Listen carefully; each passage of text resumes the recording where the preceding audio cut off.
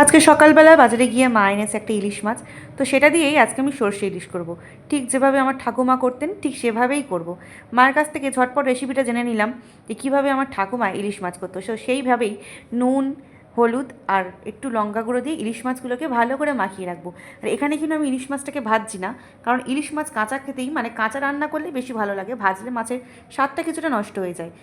তো উনুন জ্বালিয়ে কড়া বসিয়ে তাতে সামান্য তেল দিয়ে দিলাম। আমি এখানে বেশি তেল দেবো না, কারণ আমাদের বাড়িতে কারো শরীর খুব একটা ভালো নেই, তো সেই জন্য অল্প করে তেল দিয়ে কিছুটা কালো জিরে দিয়ে দিলাম। কালো জিরেটা খানিকটা ফুটে যাওয়ার পরে একটা তেজপাতা দিয়ে দেবো। হ্যাঁ হ্যাঁ জানি, তেজপাতা ইলিশ মাছে সেরকম কেউ দেয় না, কিন্তু আমি দিই, টেস্ট খুব ভালো হয়, যেটা আমার ঠাকুমা বলতেন। তো তার সাথে কিছুটা আদা দিয়ে দিলাম। হ্যাঁ এটাও জানি যে আদাও দেয় না, কিন্তু মা বলেছে আমার ঠাকুমা নাকি আদা দিতেন আর খুব ভালো নাকি স্বাদ হতো।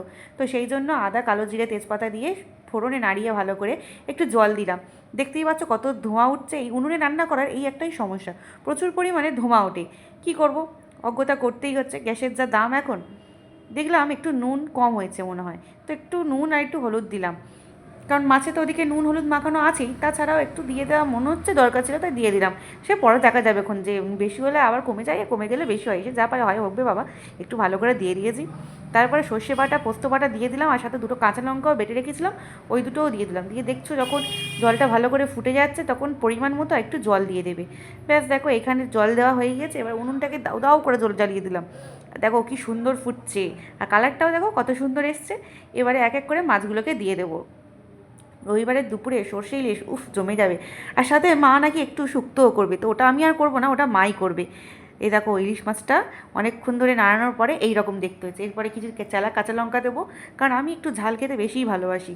লঙ্কাগুলো দেওয়ার পরে আরেকটু ইলিশ মাছটাকে ফুটিয়ে নেবো। এরপরে চাপা দেবো। চাপাটা দেওয়ার আগে সামান্য একটু চিনি দেবো।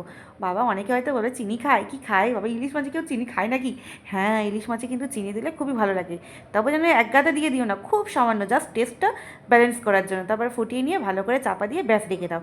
এবারে ধিমে আছে হতে থাকুক, খুব বেশিক্ষণ মানে বেশি জাল দিতে হবে না, অল্প অল্প আছে জ্বলতেই থাকবে। দেখো খানিকটা পরে ঢাকাটা খুলে নিয়েছি, ইলিশ মাছটা জাস্ট রেডি হয়ে গিয়েছে। এর ওপর থেকে এবার সামান্য একটু কাঁচা সর্ষের তেল দিয়ে দেবো, দিলেই আমার রান্না মোটামুটি শেষ হয়ে যাবে। এখানেও কিন্তু একটু সর্ষের তেল অল্প করেই দেবে, বেশি দিও না, তাহলে সর্ষের তেলের বাজে একটা গন্ধ হবে, ইলিশ মাছের গন্ধটা পাবে না। এই দেখো আমার রান্না হয়ে গিয়েছে, আমি নামিয়ে নিলাম।